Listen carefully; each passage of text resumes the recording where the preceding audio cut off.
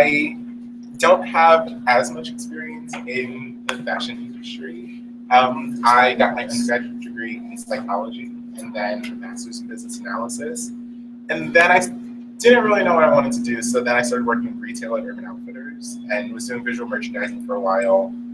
Thought that was interesting, so then I applied to FIT, where Anthony and I met at a graduate program there. And then most recently, after we graduated, I started working for Coach, doing visual merchandising. And it's been a great transition, but I've always been interested in sustainability, be that in the fashion industry or in life. So I think this was like a really great conflux of all of our ideas and experiences. So what we're presenting is Waste Not Want Not, and this was our final presentation at FIT. We were in the Global Fashion Management program, and we both have an interest in sustainability. And so what we were looking at when we were researching is used apparel and what what's out there and what happens to it.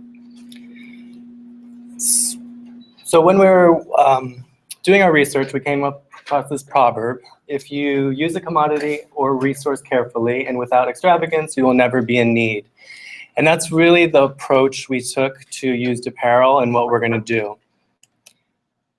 So this was our thesis. Through a reduction in consumption patterns, a focus on reusing worn garments, and the creation of new products from recycled materials, we can significantly reduce our impact on the secondary markets created by the global trade of used clothing and our contribution to landfill waste. So what we're going to do is we're going to take you through the problem in the industry, and then ways to reduce consumption, reuse used apparel, and then the secondary markets that are created from used apparel and secondary products. And then we'll go into the website, which is a tool for further exploration. So what is the problem? And basically, what do we do with all of our old clothes? We live in a really overconsumption world. Fast fashion has really taken over the fashion industry, and so people are left with just tons and tons of used apparel, and we have to figure out what to do with it, basically. So in the US, the average citizen throws away 70 pounds of clothing, or they generate 70 pounds of clothing a year. That's 25.4 billion pounds of post-consumer textile waste. And 85% of this is not recycled. So it's ending up in our landfills. And of the landfill, 5% is post-consumer textile waste. So that is a lot of used apparel ending up in the landfill. So we wanted to look at different ways, creative ways of making sure that doesn't happen. So what do we do as consumers and also as industry professionals? The first thing is, and the most effective way, is reduction.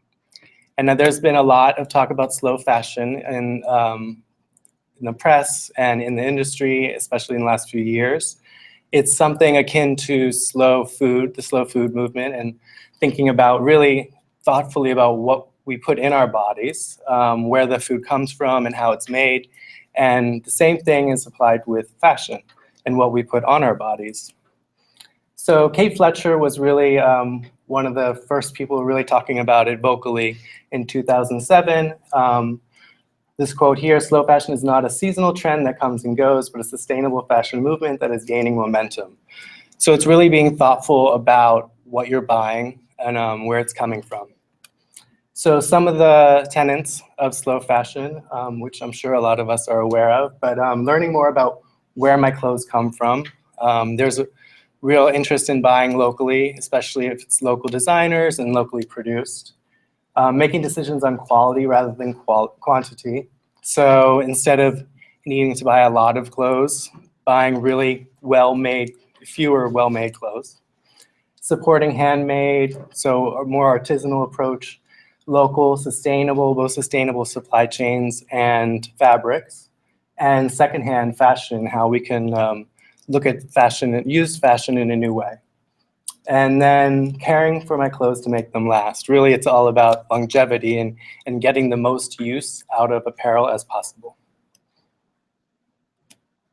And so one of the designers we highlighted, there's a lot of designers working in this world, of slow fashion out there.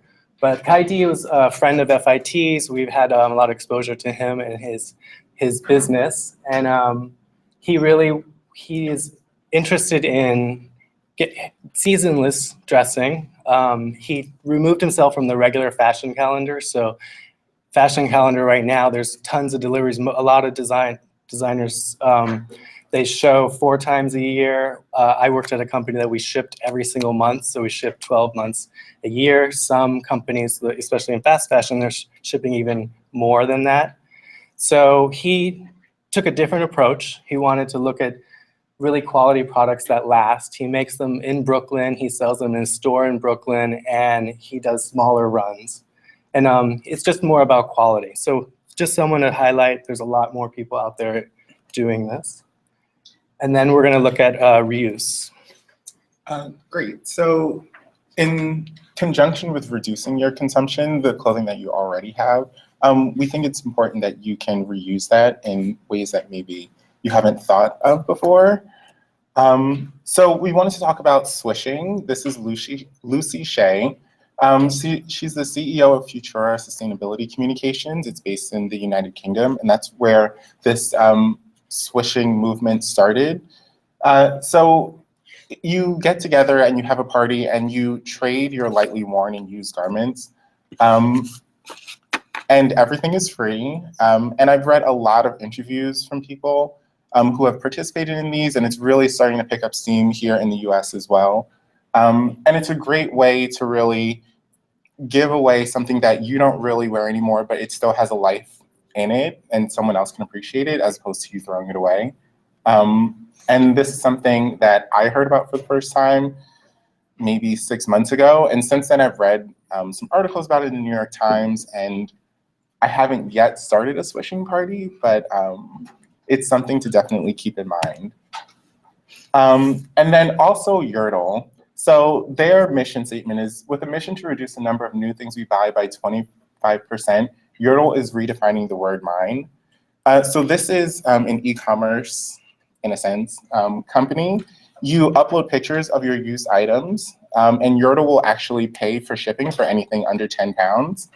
And you can, as people buy things, you accumulate Yurtle dollars, which you then can use on the site to buy other used and reused items.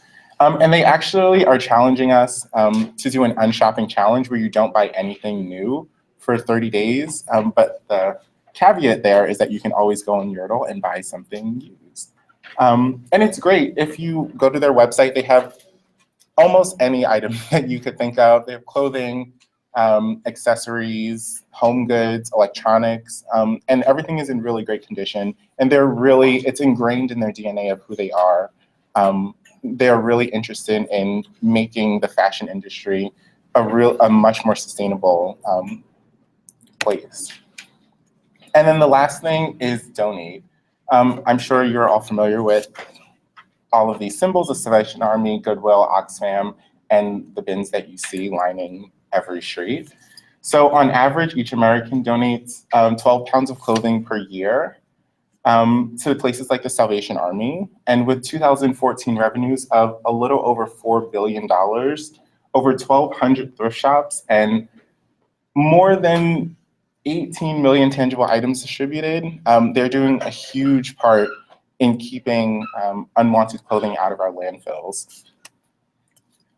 So donate, trading, and selling. We think that these are 3 ways that a single person can really make an impact in their lives, in the things that you're doing to be more sustainable. So with that in mind, during our research, we kept hearing about emerging markets. You donate your clothes and they're donated to emerging markets. But what does that really mean? Which brings me to my point about secondary markets. So the global trade of secondhand clothing is a multi-billion-dollar industry, of which the #1 contributors to this trade are large charitable organizations. Excess clothing is sold for a profit to textile recyclers that ship them overseas, and these goods are then distributed for a low price in markets predominantly in developing countries, like this one.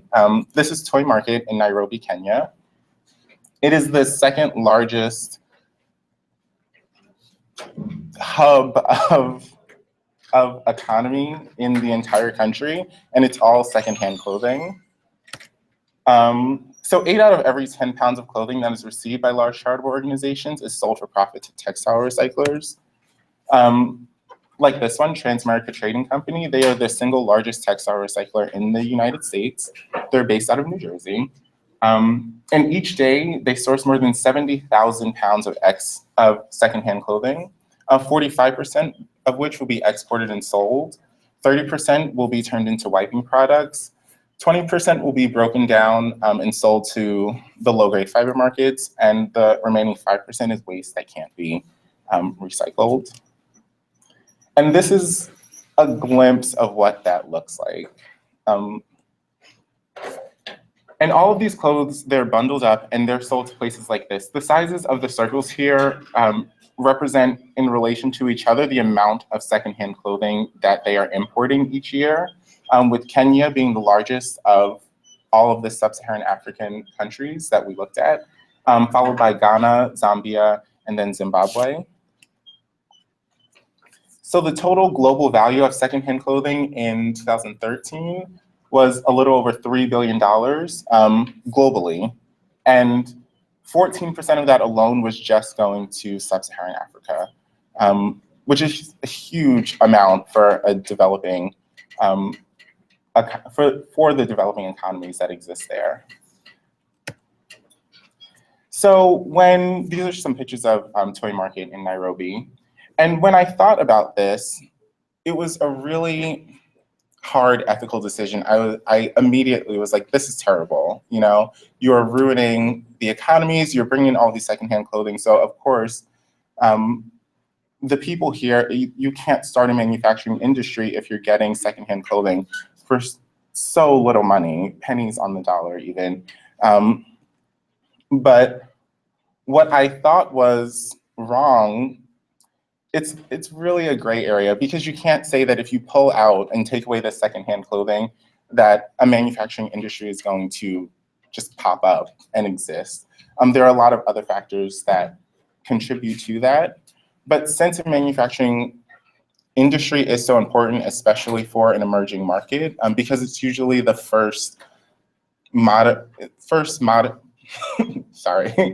it's usually the first sign of economic growth.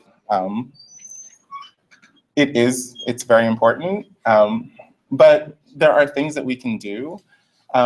We can educate ourselves, and we can appeal to these charitable organizations that are exporting to these countries, and appeal to them to ask that the money that they are receiving for these goods, even a portion of that could go back into the places that they are affecting.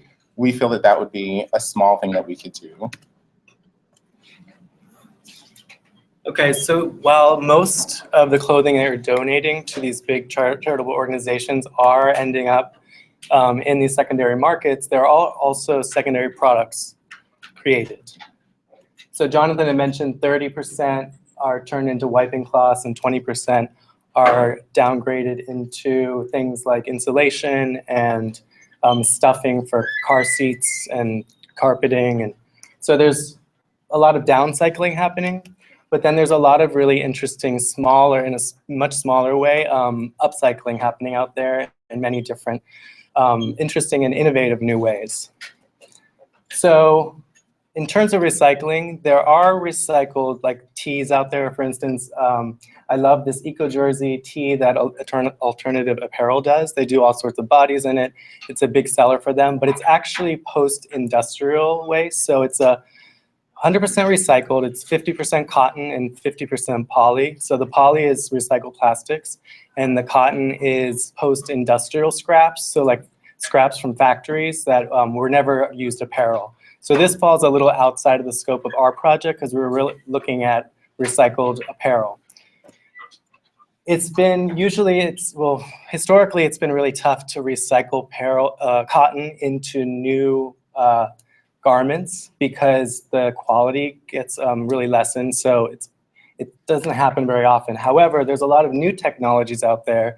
For instance, at the Stockholm Institute, this was a new garment created 100% from recycled cotton. So it'll be really interesting to see how the technologies advance here. But there's other people doing upcycling. So there are a lot of people, smaller designers out there who are repurposing vintage goods. So for instance, Denim Refiner is a very cool company that they take vintage denim and they'll like recut it to make it a skinny jean, or they'll do new washes in it. And they do also things like that you can send in your own jeans and they'll repurpose it for you. So it's a great way of reusing garments. And then like Burning Torch repurposes old vintage army jackets. And they also do repurposed jewelry, vintage jewelry. And then Some Odd Rubies is a company that they take vintage and kind of recut it and just slightly twist it into new garments. So these are just a few of the things happening out there. There's also secondary products that are non-apparel. This company is very interesting, Iris Industries. They take denim and they shred it and they create with a resin these countertops. So it looks like a kind of blue marble, but it's all shredded denim. And you can actually use this material like wood. So people have used it in sculptural ways as well. And you can even send in your own jeans. It takes 10 jeans to create the size of slab that they make. So you can actually send in your own jeans and have your countertops can be your old jeans. Floor carpet tiles, they have a very interesting group in their collection, which is called Upcycle. And what it is it's partially recycled materials. But the great thing about this is on their website, they specify how much was recycled materials. And then in this case, it shows what % is post-industrial and then what % is post-consumer. So it's only 4% post-consumer, but still it's some recycled apparel is in there. So it's interesting. And they have a lot of different styles in this particular group. So that being said, that was just kind of touching on a few things that are out there. What we did as a deliverable for this project was we created a website just to kind of go really much deeper and it be a lot more resources of what's out there, especially in terms of how to recycle and then what kind of secondary products are out there. So Jonathan's going to take you through part of the website.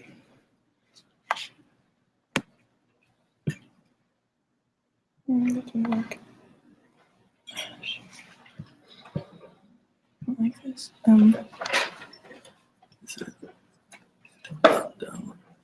right here. Yeah.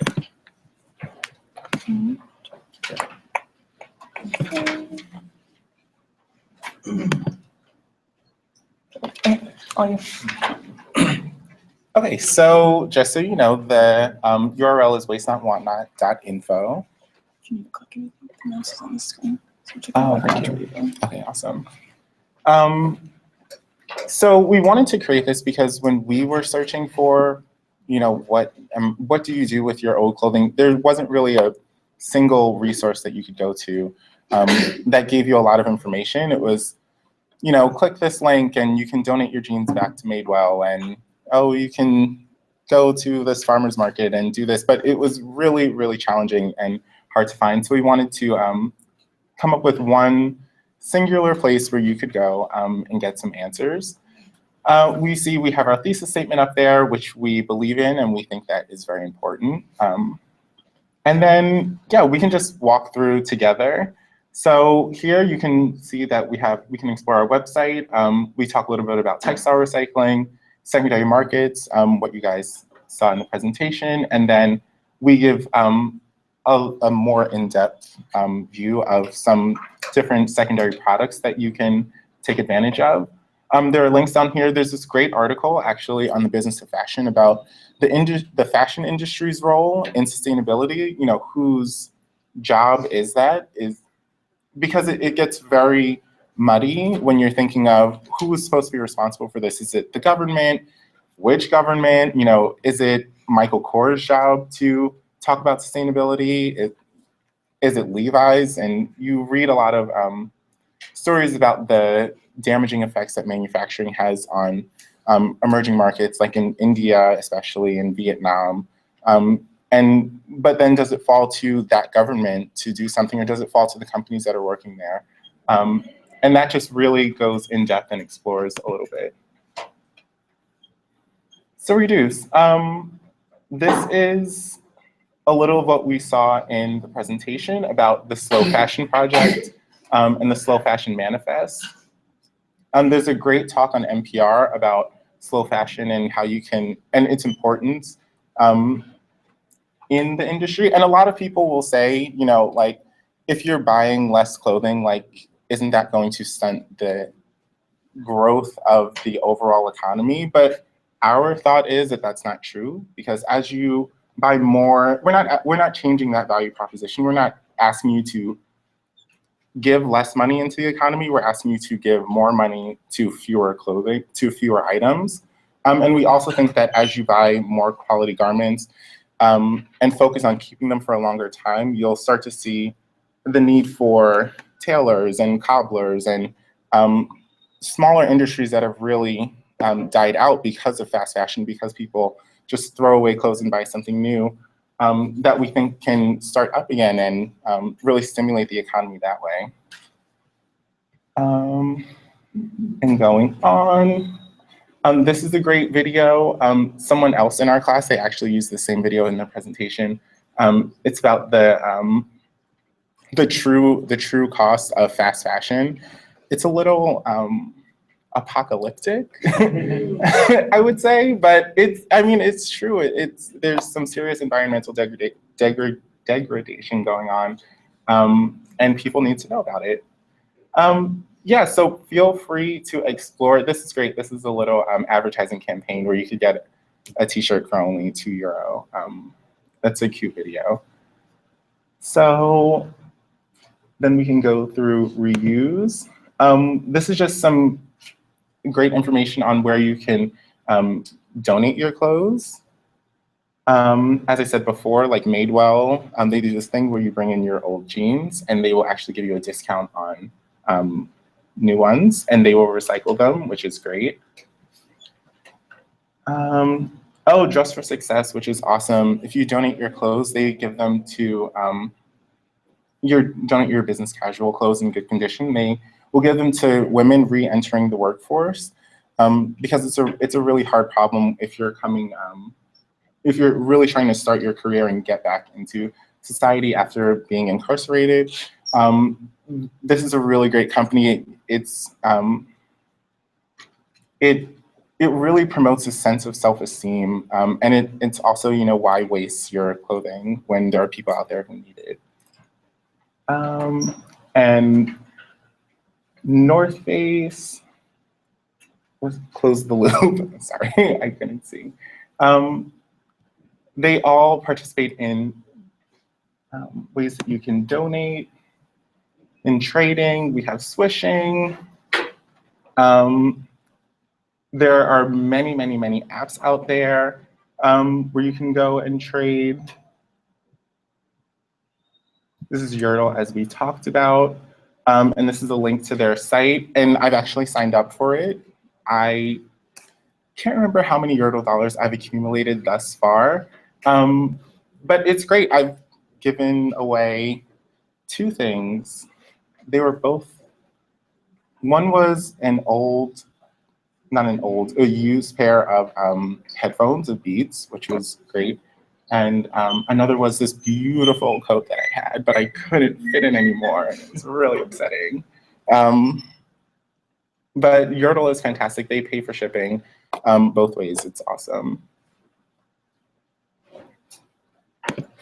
And selling. We really want to make this easy for everyone. So if you hadn't seen the presentation before, we hope that you would come to this site and be compelled to do this.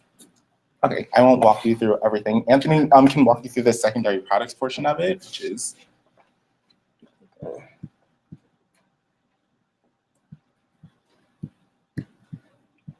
Okay. So I'll just go kind of quickly through. So we have both apparel and non-apparel. Reformation is a really interesting company out of Los Angeles where they originally did a lot more vintage clothing that they sold, but They've changed the model somewhat, but they produce in LA, so it's locally made. And they have a kind of a fast speed to market strategy, but they do use dead stock fabric, so fabric from mills that aren't being used anymore, but would have been eventually thrown away. And they still do some of the vintage repurposing. This is a very cool company out of Brooklyn, Remade USA. So these are the leather on her. She has two lines. One line, her main line, she uses leather scraps, mostly from the furniture industry, but she uses leather scraps that she turns into bags. But this is a really cool part of her business where it's custom made, so you can send in an old leather jacket, and then she has a couple of different bodies of handbags that you can pick from, and she'll turn it into that. So it's really personalized, something that, you know, if you're not using it anymore, but you still want to wear it. I heard a story about these two sisters who used their father had passed away, but they sent in one of his old leather coats and turned it into two bags, so they have that. So it's a really cool personalization. I spoke about Torch Song. This is Denim Refinery, and this is on the bottom here. It's just an example of take a whole old pair of your shorts and then send it in, and they do these cool new washes on it and so it's like a whole new garment. The Vintage Twin is a cool site. These two sisters that started very young. They started this online business that it's repurposing vintage. So some of it is just reselling vintage. Some of it is they'll like recut it into like different body shapes. And then they do these like screen prints on top of vintage garments. A lot of cool stuff. Liz Alec does a lot of recycling. She recycles everything from wovens to sweaters. And then in terms of secondary non-apparel products, there's the floor tiles that I talked about. These are these bowls made of recycled apparel. This is the Iris Industry, so that's that same denim company that's shredding denim, creating these resin products. Denim used in carpeting. And then this was a really cool company out of Europe that they're creating all these like cases for iPhones and tablets and stuff out of recycled apparel. So that's basically. I can show them sorry, I skipped over this. Something else that we created for the section on secondary markets. This is an infographic that we worked very hard on.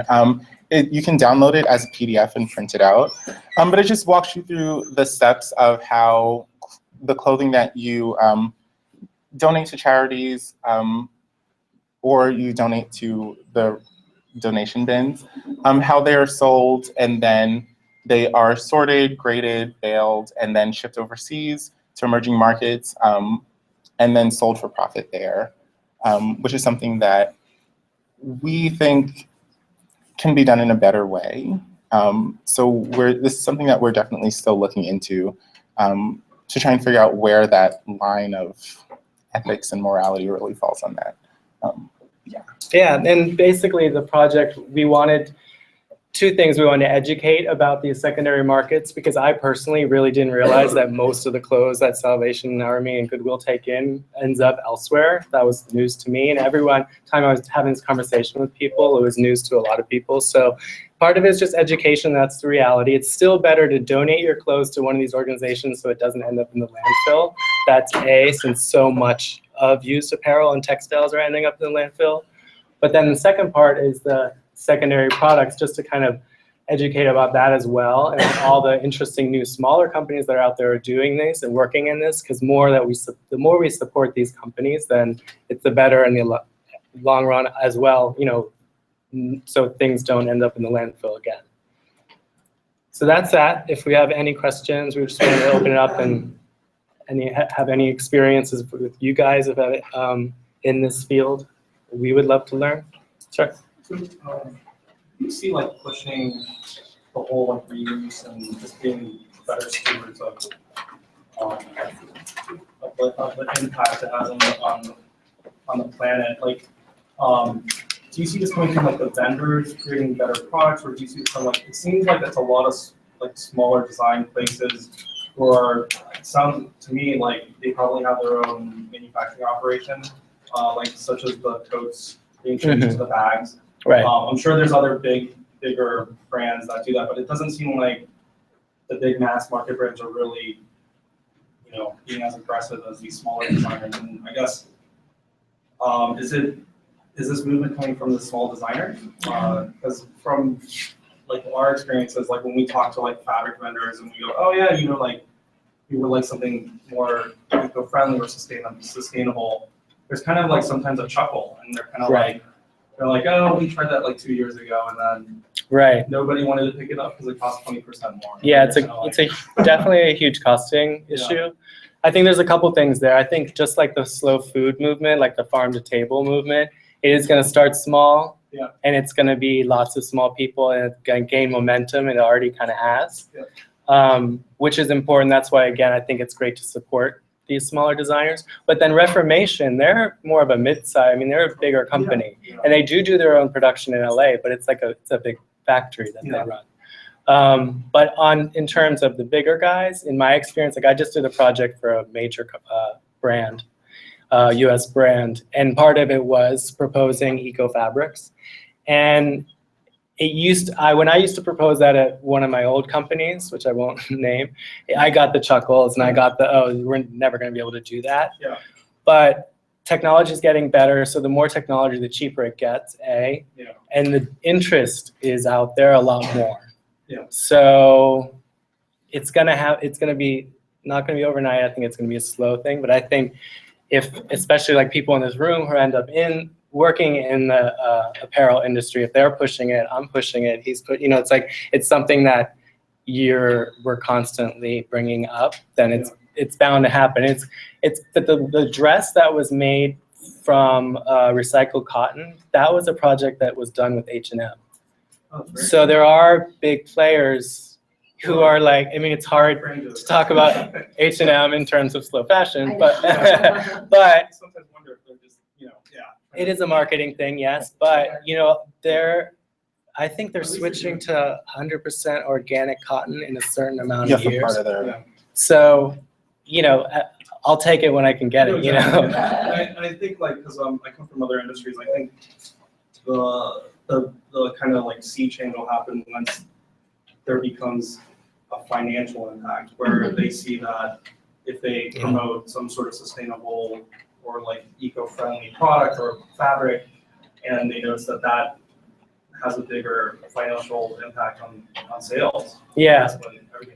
Well, but if you look at some there's a lot more happening on the West Coast in my experience, and if you look at a Patagonia and what they're doing, it's in their DNA, not just corporate social responsibility, but they've been doing recycled plastic fleece jackets for years and years and years, and they're definitely exploring in this world, and there are some other cool companies that are doing it. Sure. Yeah, I was going to mention one really good company to look into is Island Fisher. They're really into sustainability, and they're not huge, but they're trying to start the movement. And if other companies get on board, that's really how to make something like organic cotton more cost effective, more demanding, exactly. Then it becomes cost effective and good for business. Yeah, that's a great example. We are familiar with them through school because they come into, some of the people that work there come in to speak with us, and they have a lot of initiatives of going even further than what they're doing now. They're pretty mainstream when you think about them being in major department stores, so they're a good example of us. Bigger, definitely. Isn't their goal by 2020 to be 100% sustainable? Yes. They're like they've reached their goal about 20% now, so they're on track to accomplishing that goal. Yeah, that's great. I have a question about one of the designers that you highlighted, Kai D. And you talked about slower deliveries or less deliveries. How many deliveries do they deliver in a year, in a calendar year? Kai D, it depends. We actually went to his shop and he spoke to us, which was great. His company is so small, and his customers are very local, and they're very much involved in his business, and he's involved in making things that fit them. So I'm not sure the exact number of deliveries that he does, but he does say that changes, and he has that flexibility because he works with manufacturers that don't require such high level of minimums. So he is able to change that based on his need.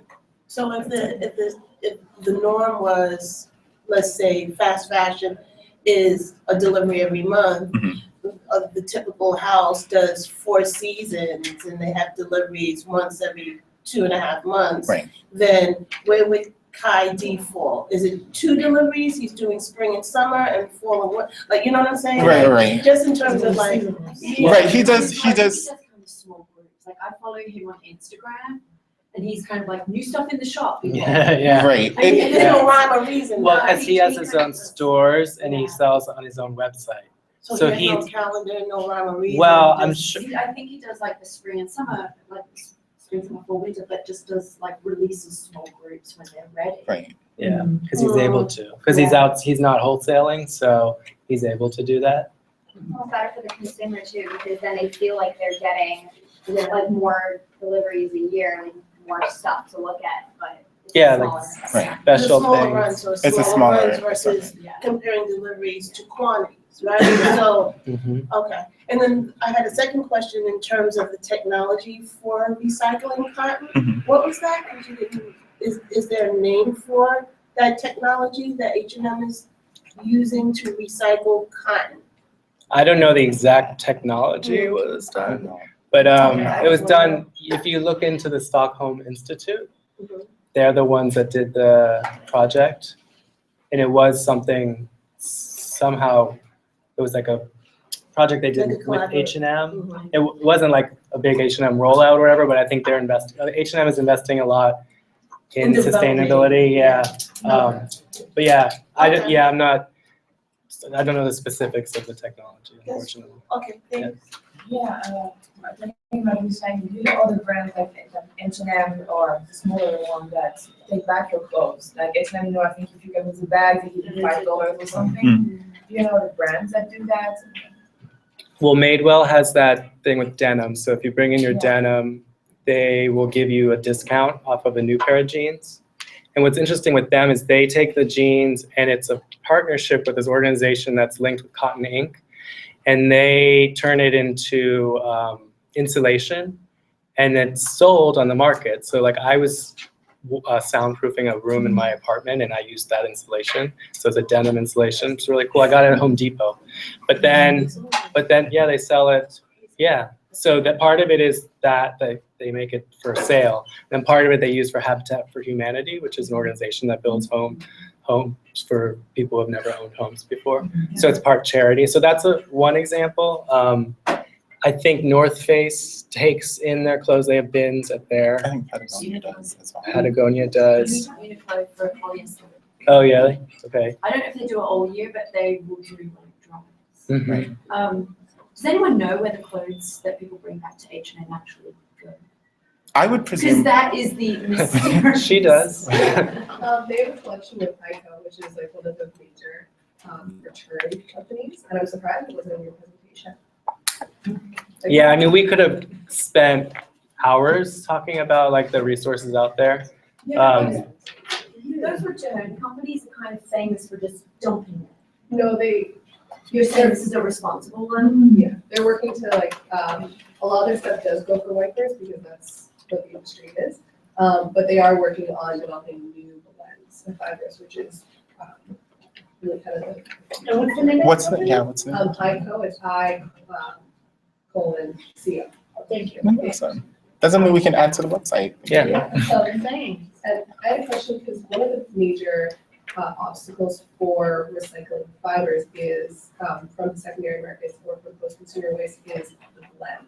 So you have polyester, cotton, blend for everything mixed in. Is there anything emerging on the technology front that you guys found for sorting?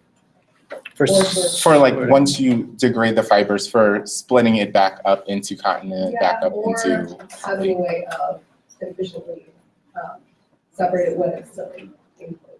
So I didn't find any news about technology about that. I remember we spoke with the chair of our department who used to work in manufacturing, and she brought up that same issue. She was like, once you blend something and then you try to respin it, like the quality is not going to be there. You're not going to be able to make a new garment. So I would say that that is definitely the largest, I wouldn't say the largest hurdle, but one of the main hurdles in recycling clothes into new products. Like, right. I think it's easier to downcycle those products than to upcycle them. And that's been the case for so long, but that's why it's interesting to see that there are new technologies coming out there. It'll be an interesting space to watch, but I didn't come across very much information about that. So actually, I have a question related to upcycling. So I'm a fashion design student. My thesis right now, I'm focusing on making clothes entirely out of upcycled other clothing and a combination of biodegradable and organic materials. So do you think it's possible for upcycling to ever reach a larger scale, like in the luxury fashion market, or do you think it really just, by nature of what it is, it's going to remain a small industry? I think right now it's a small industry, and as it builds, it could grow bigger, but I think it's going to take to the point where these technologies are coming out in a bigger way where mills can create tons of fabric that are made from recycled apparel, we're not quite there yet. It needs to be that because of the volume of those businesses. It's gonna have to be proven. That's true, right. Yeah. But I mean, I don't think by nature of it being upcycled restricts it from necessarily being luxury. I think that's more to do with creating that value proposition and, communicating that value to the consumer and the design that goes behind it, which I'm sure is amazing.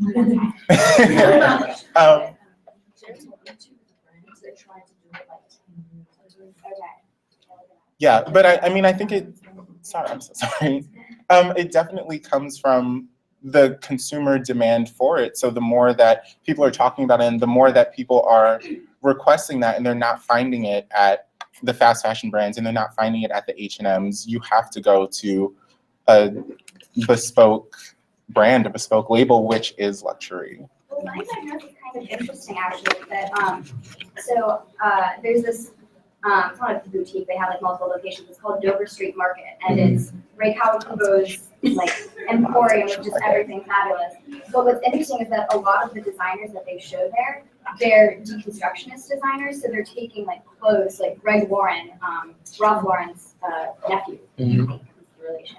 But he does like repurpose tents and army jackets into new stuff, and I just think it's interesting that designers are doing deconstruction and they're saying that's luxury fashion, but they're not billing it as eco-fashion or sustainable fashion, even though it is upcycling. It's kind of interesting. It's like the same thing, but it's just putting a different label on it, I guess. Like Stella McCartney is doing everything with sustainability. So I think like sustainability in luxury fashion is there, but I just don't know about upcycling. Yeah, and I think part of it is there's more of a desire from consumers for these kind of products, and it's even growing more and more. And like I was at Magic recently, the trade show for fashion, and the company I was working for like this shirt that I work for, this company Jo Ellen in LA, she uses dead stock fabrics, and I met a lot of people using dead stock out there.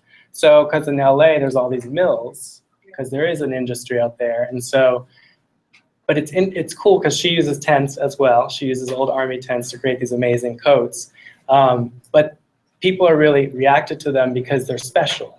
So you don't have to do a huge run, and they're all going to be a little bit different because you're just, with dead stock fabric, especially like from the army goods, it's not all going to be the same shade. It's going to be slightly different, which actually consumers are wanting more of. I feel like there's definitely a niche of consumers who are looking for something more special, so it could work really well in that world. I was going to say, just to add to that information, which is how they made. That was their whole marketing strategy. Yeah. And now they're a multi-million-dollar company. They're not necessarily luxury though, to their point. And I think that's where, like, how do you find that? But I think sustainability, I went to the panel in Florida, and it's still very, like, it's an enigma. Sustainability within itself, like, people either go for the social route or the environmental route. But I don't think that overall sustainability, that people just want to claim that word these days. And I think Stella McCartney and a lot of these luxury brands, they go in that route because it's like the cool thing now, right? But some of their stuff is still made in China. Like you run into some pieces and it's like not all. Right. Well, right. I mean, I feel like, so to your point where you were saying they're calling it deconstructed and they're sort of going into that realm but not saying it, it's because once you put yourself out there as saying, I'm sustainable, then you have to commit, because then the first time someone sees something is made in China or it's made in under gray circumstances, then, you know, that's light years worse than you just saying, oh, this is deconstructed. Right, exactly. Yeah. And you have to be authentic, and people, especially younger consumers now, can really sniff out inauthenticity. But with Stella McCartney, I mean, she's vegan and she only creates vegan products, and that's been her whole life. So I think she is very authentic in what she's doing. But in like Patagonia as a company, but when I see a marketing campaign from H&M talking about sustainability, I'm a little bit more suspicious. So, you know, it really depends. I just did a whole project on that. Yeah. Greenwashing. Oh, yeah. It's a huge deal. Like being careful with greenwashing and who's doing that and who's really true to it. Right. How can a fast fashion retailer be? Yeah, it's hard to justify that, but it's also It's a good step though. It is a good step, definitely. But yeah, you have to be it has to be true to your brand and like what your story is too. It's also about branding. Sometimes it's luxury. I know that some are doing sustainable stuff, but they don't want to tell you because lots of buyers, they say sustainability, they think of this green, recycle, think waste things. They don't want to actually. I know that Kenzo. I know that Kenzo. You know the perfume, the one with the flower. They have the most ethical way to do the glass of the perfume, the flask of the perfume, but they don't want you to know it because they don't want Kenzo flower to be associated to sustainability. But in the industry, they have the most sustainable perfume Packaging. Yeah, packaging and the flags, the way they do the flags, and super conscious on social and environment, but they don't want you to know that because they don't want the fancy people that think of, or There's a challenge with the communication, with the connotation of luxury and like ethically or like friendly. I think that's the big challenge. Like, that's the next one. It's kind of like feeding a kid, and that won't eat veggies. You gotta sink it into the burger. Sometimes. You know what happened with Kraft? I don't know if Kraft uses mac and cheese. A lot of that, they changed the recipe to make it more natural, less bad stuff in it, and they didn't say anything to anyone. They tasted it for 6 months, and now it's on the package, and they say, we've done it for 6 months now. You still love it, so because they didn't want people to buy less of the mac and cheese because they changed the recipe. Because if you think, oh, they put some, natural bio thing, it's different. And so they didn't want the consumers. So they turn that mindset to like appreciate the value instead of like already at it. Just to build up that sustainability also comes with the notion of higher prices, right? Just because it's not built to the mass market, it doesn't make, the synergies are not there to actually produce at low cost. So during your research, did you see how some of these brands are trying to maintain that pricing image? Because if you look at Zara, and they just made the highest profits last year when they reported that the second richest guy.